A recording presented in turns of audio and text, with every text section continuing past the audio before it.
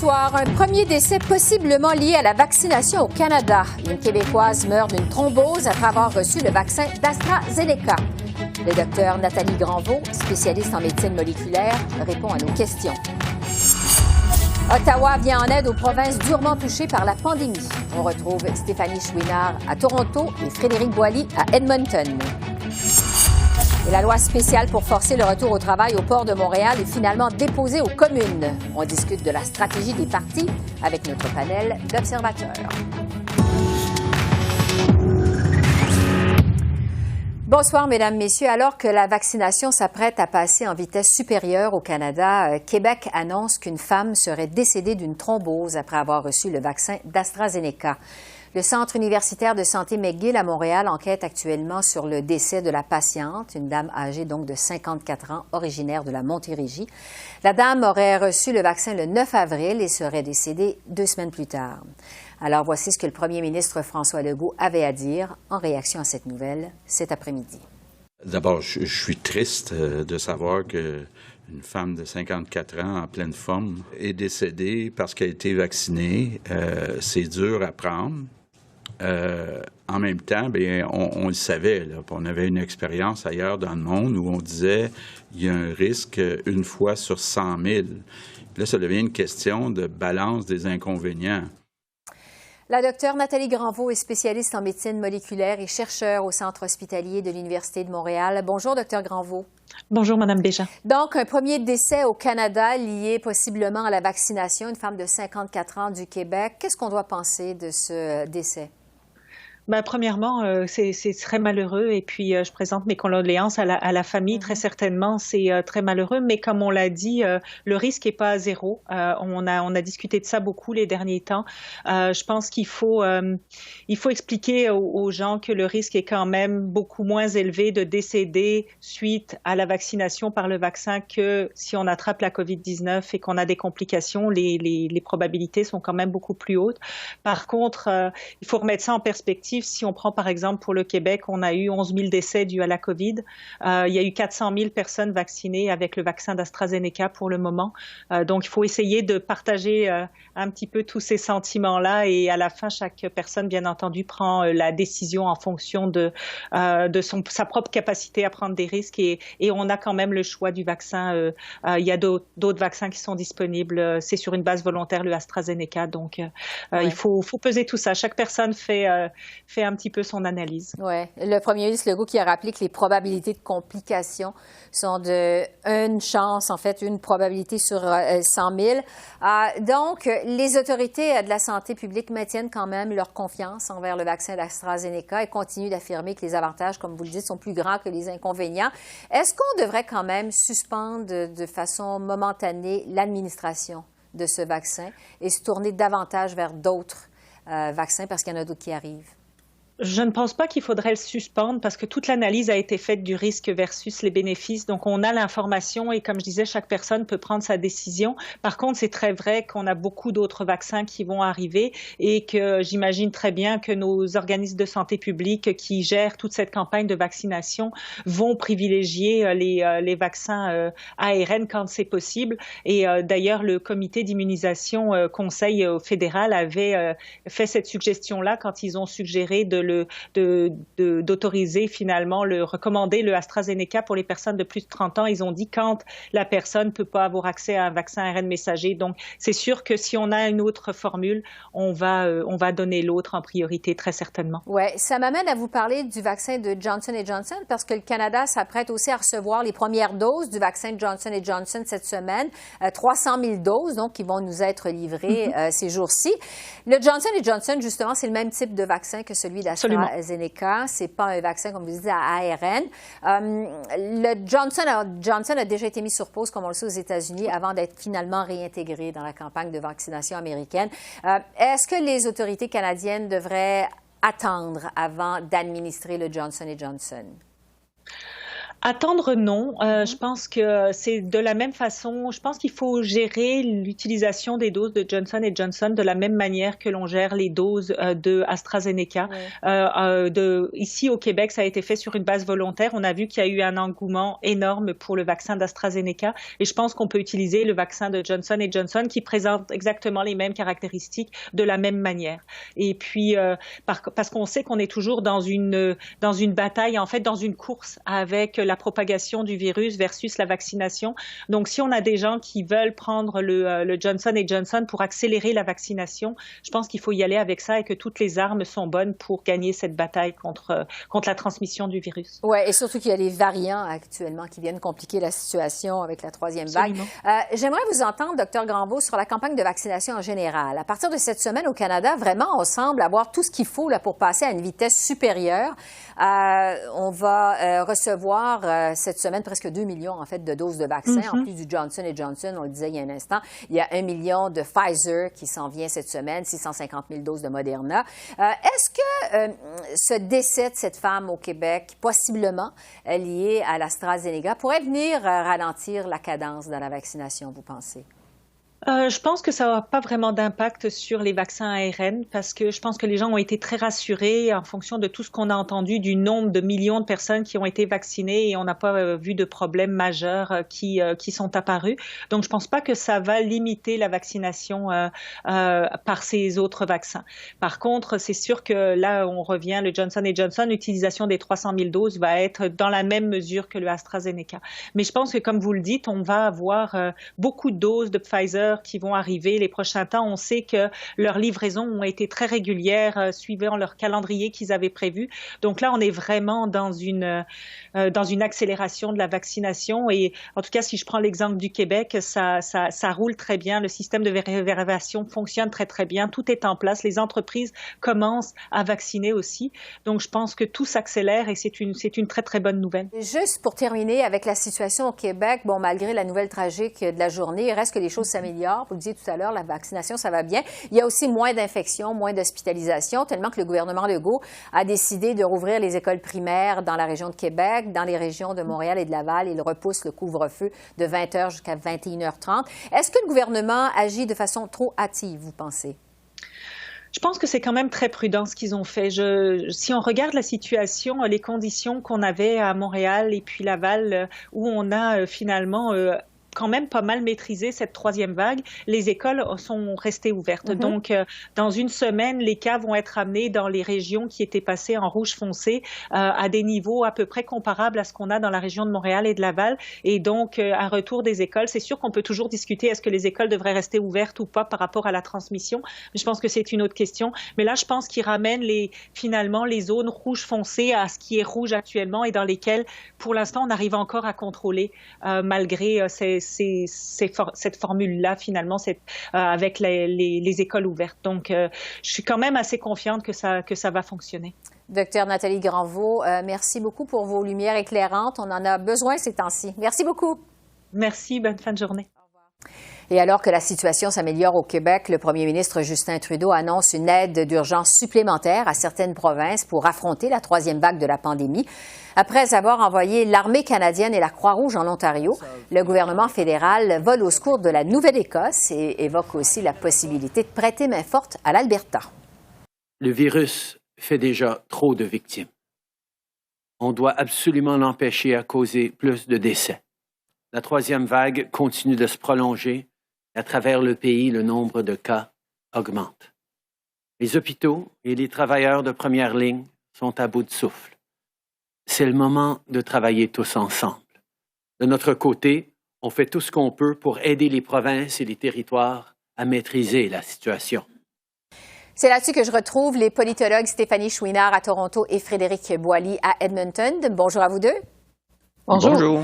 Stéphanie, d'abord, on a appris que l'Armée canadienne et la Croix-Rouge envoient des équipes en Ontario pour participer à la lutte contre la troisième vague de la pandémie. On le sait, ça frappe très fort en Ontario.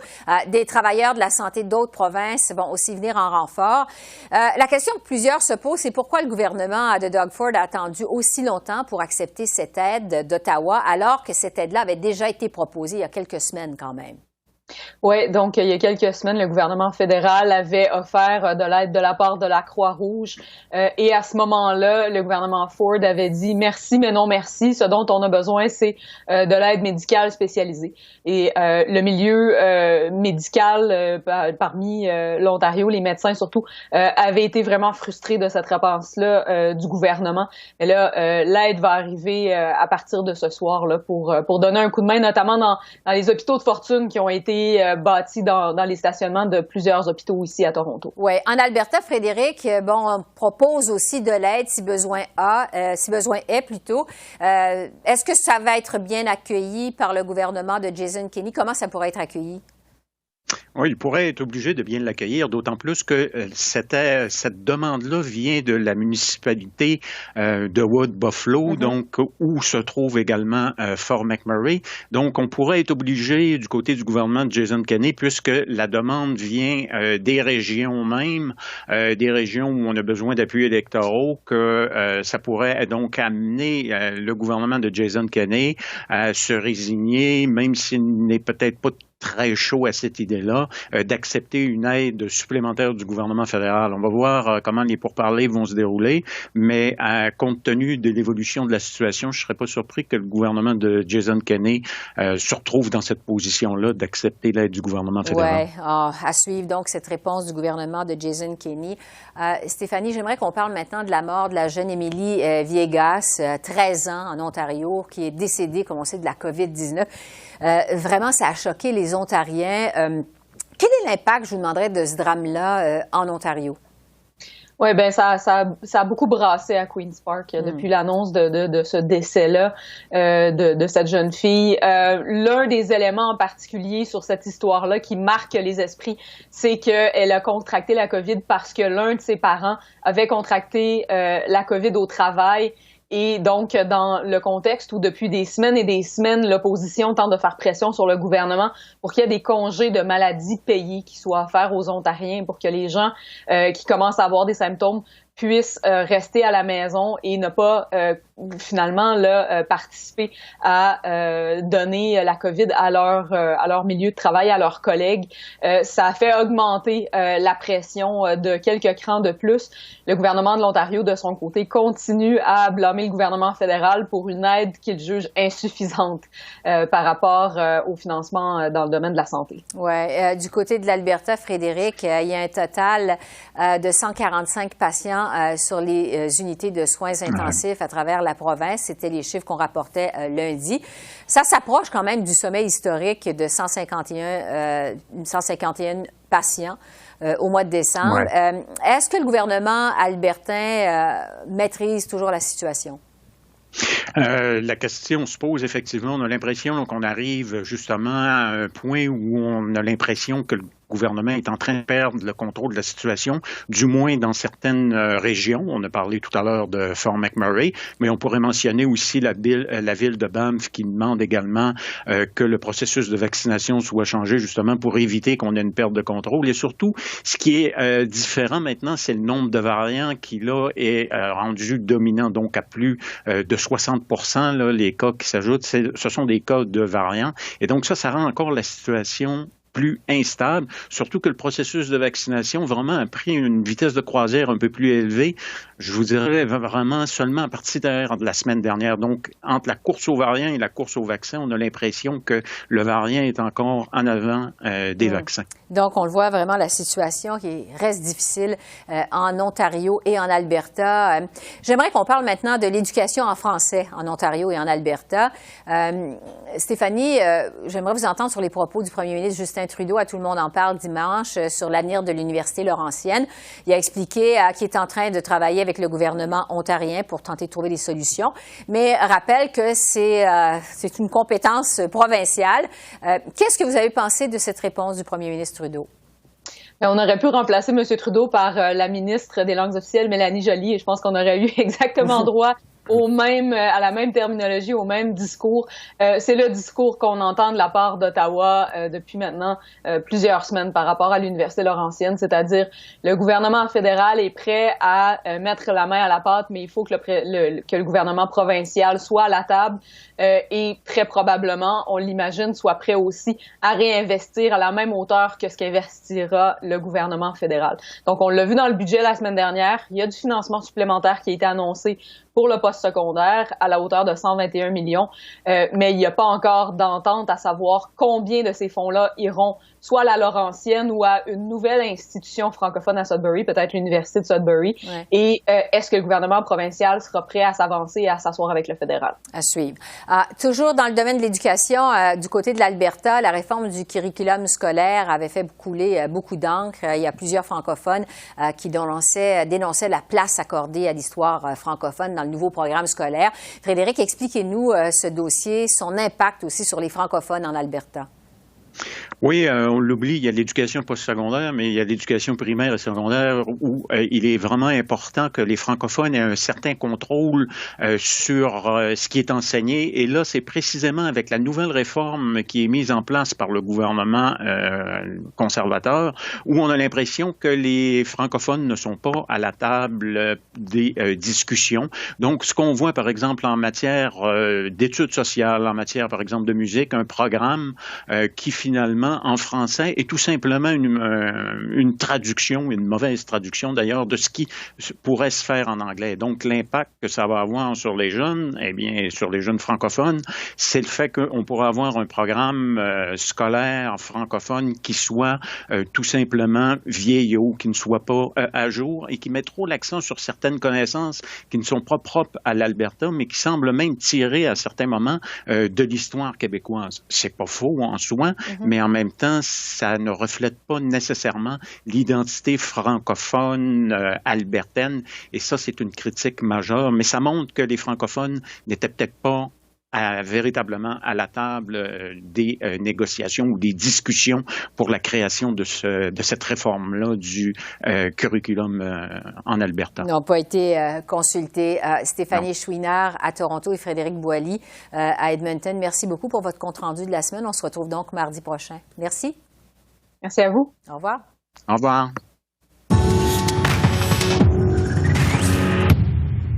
Le gouvernement Trudeau a finalement déposé aujourd'hui aux communes son projet de loi visant à forcer le retour au travail des débardeurs au port de Montréal. Ottawa veut confier à un médiateur le soin de régler ce litige qui oppose les débardeurs à l'Association des employeurs maritimes. Le port de Montréal est paralysé par une grève depuis lundi matin. Nous espérons évidemment que la Chambre des communes au bon moment, va procéder à appuyer un projet de loi pour le retour au travail du port de Montréal. Comme nous avons indiqué depuis longtemps, nous sommes engagés avec les deux côtés dans cette question depuis plusieurs mois. Et à un moment donné, le consensus au Québec et l'importance pour l'économie canadienne et surtout dans le contexte d'une pandémie nécessitent de l'action gouvernementale. Je discute de cette loi spéciale avec Sheila, Marc-André, Richard et Farouk. Bonsoir à vous quatre. Bonsoir. Bonsoir. Bon, le but pour le gouvernement, évidemment, c'est que le conflit se règle le plus vite possible au port de Montréal. On va débattre d'ailleurs de ce projet de loi cette semaine à la Chambre des communes. Richard, je vais commencer avec vous parce que le Bloc québécois a déjà dit qu'il votera pas en faveur de cette loi spéciale. Il va voter contre. Or, il y a entre autres le gouvernement du Québec qui demande à Ottawa d'intervenir, qui a demandé cette loi spéciale à Ottawa. Chaque jour de grève qui passe se traduit par des pertes en millions de dollars pour l'économie québécoise. Est-ce que le Bloc québécois devrait changer de stratégie et appuyer cette loi spéciale? Non, tout simplement parce que, d'abord, ça fait longtemps qu'effectivement cette situation-là perdure. Et d'autant plus qu'on connaît un élément de solution où les travailleurs ont dit qu'ils reviendraient, ils cesseraient le débrayage si on venait aux conditions de travail qu'on avait avant le 9 avril dernier. Dans cette situation-là, ce qu'il faut absolument qu'il se produise, c'est qu'il faut que M. Trudeau, qui aime bien se vêtir de toutes sortes de costumes, mette celui de leadership et qu'il ait discuter, à y parler et encourager les deux côtés de la médaille, à savoir les travailleurs et les patrons, pour en arriver à une solution qui va être favorable pour les deux belligérants dans cette situation-là. Donc, il n'est pas question d'y aller avec une loi spéciale parce que c'est une preuve, c'est un aveu d'incompétence.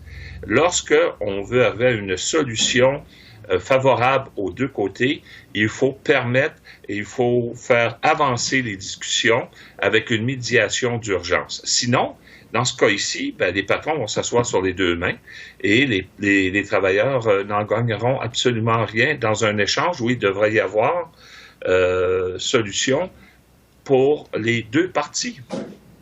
Sheila, vous venez d'entendre Richard qui parle de manque de leadership de la part du gouvernement. Qu'est-ce que vous avez à répondre là-dessus?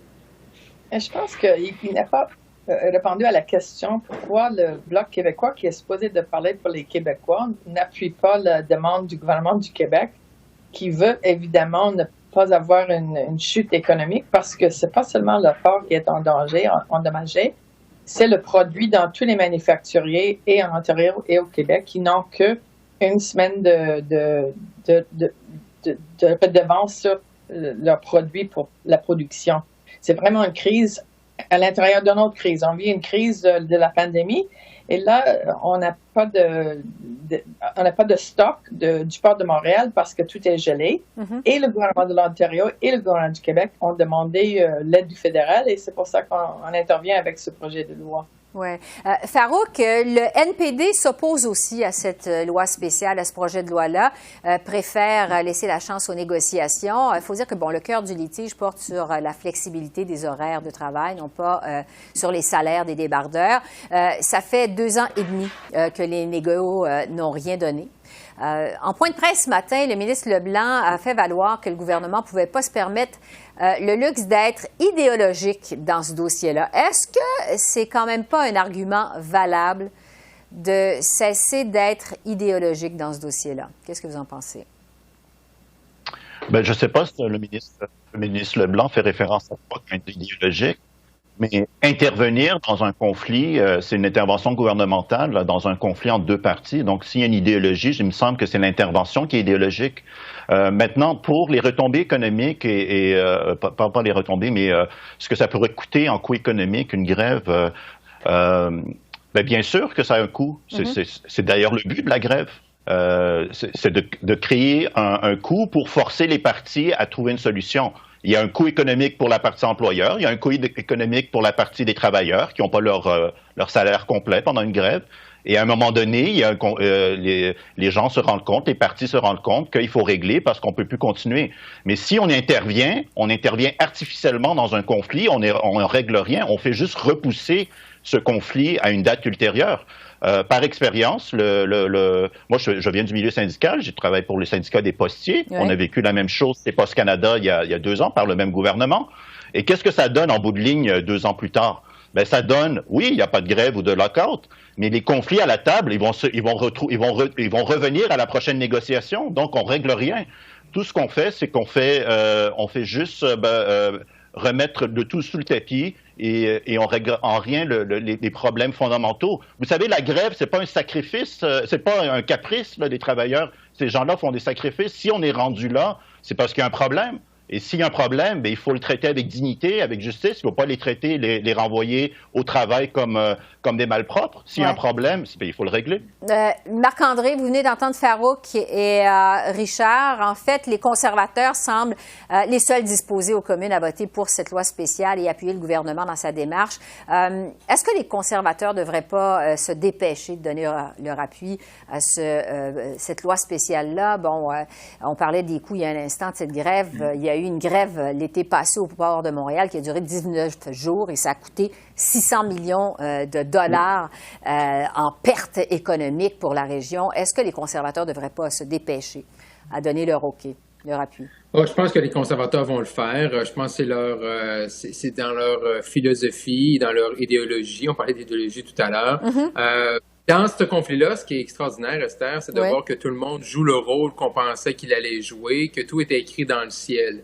Et c'est là que je trouve que le syndicat au port de Montréal aurait peut-être dû voir ça un peu venir, que cette loi-là allait arriver, parce que je pense qu'il ne faut pas oublier le contexte dans lequel on est, au-delà des pertes que ça va occasionner. On est en pleine pandémie où des entreprises tentent de survivre tant bien que mal. Et c'est ça, je pense que le mauvais calcul dans cet enjeu-là, au-delà des conditions, et M. Legault faisait référence au salaire de ces gens-là, mais également, ils n'auront pas la sympathie du public. Et dans une grève, habituellement, tu essaies d'aller chercher la sympathie, mais là, dans le contexte de la pandémie, c'est très difficile de le faire. Et c'est certain que les libéraux allaient déposer, le gouvernement libéral allait déposer un projet de loi, les conservateurs allaient l'appuyer, et le NPD et le Bloc allaient dire non. Pour le Bloc québécois, c'est un peu plus facile dans ce cas-là de dire non à la demande de M.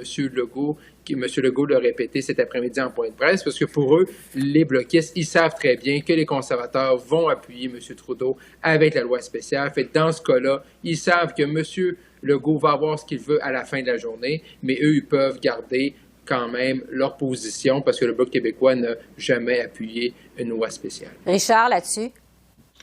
Ben, écoutez, c'est à la lumière de ce que disait Farouk tantôt. Lorsqu'il y a une grève, c'est parce qu'il y a un conflit majeur à régler. Il y a eu des tentatives du côté du syndicat. Le patronat n'a pas répondu aux demandes. Et lorsqu'on en arrive à une situation comme celle-ci, c'est pas de gaieté de cœur que les ouvriers se lèvent et décident d'aller en grève. Donc, que le gouvernement, comme je disais tantôt, démontre un leadership. Encore là, une loi spéciale, et effectivement, Farouk a raison, c'est de pelleter en avant. On ne retrouvera pas une situation meilleure dans un avenir prochain. On fait tout simplement traîner un problème. Et donc, on a l'opportunité de le régler.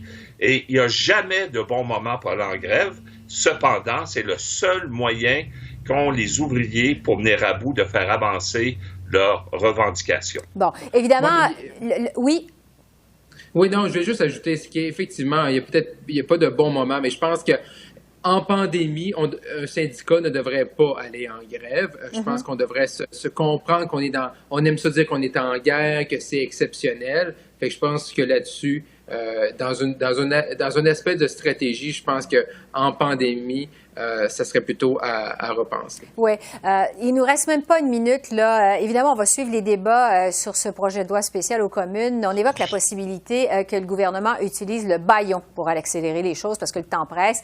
Je vais donner du temps à Farouk. Qu'est-ce que vous en pensez sur l'image du gouvernement? Qu'est-ce que vous pensez de l'éventualité d'un bâillon? Oui, non, sans aucun doute, ça va sous un bâillon, puisque le NPD et le Bloc, normalement, vont tout faire pour retarder ça. Et puis, vu l'urgence même qu'eux-mêmes prétendent, ils vont justifier ça comme ça. Maintenant, pour le résultat de la chose, c'est juste pelleter par en avant. La deuxième chose, c'est que la grève, bien sûr qu'il n'y a jamais de bon moment et que ça peut être impopulaire, mais n'oubliez pas que dans ces cas-ci, la menace de grève a été déclenchée suite à une menace de lockout et un changement des conditions de travail. Donc, je ne veux pas refaire le débat entre les deux parties, mais le point étant, c'est qu'il y a un débat entre les deux parties, laissez-les débattre. Et je trouve ça très ironique que les conservateurs et les forces de droite qui prétendent que les forces du marché sont toujours bien bénéfiques, dans ce cas-ci, sont pour l'intervention du gouvernement dans un conflit entre deux entités privées. Sheila, en quelques secondes, mais vraiment en quelques secondes, l'image que ça laisse d'utiliser le bâillon pour le gouvernement. Mais je pense que c'est plutôt le problème. C'est sûr que les grévistes et aussi les gens du port vont payer le prix. Mais ceux qui payent le prix, de plus, c'est des gens, des manufacturiers dans toutes les provinces l'Est du Canada. On n'a pas de stock pour faire des choses. Et c'est une crise de 600 millions de dollars. Il ne faut pas juste prétendre que c'est une crise entre deux parties. Ça comprend tout le système industriel. Alors, on va suivre ce débat sur cette loi spéciale aux communes cette semaine. Sheila, Marc-André, Richard et Farouk, merci beaucoup. On se retrouve la semaine prochaine. Merci. Merci. Au revoir. Salut. Bonsoir. Au revoir. Au revoir. Alors voilà, c'est comme ça qu'on a vu l'essentiel de l'actualité de ce mardi 27 avril sur la colline parlementaire à Ottawa. Esther Bégin qui vous remercie d'être à l'antenne de CEPAC, la chaîne d'affaires publiques par câble. Je vous souhaite une excellente fin de soirée et à demain. Et surtout, d'ici là, continuez à prendre soin de vous. Au revoir.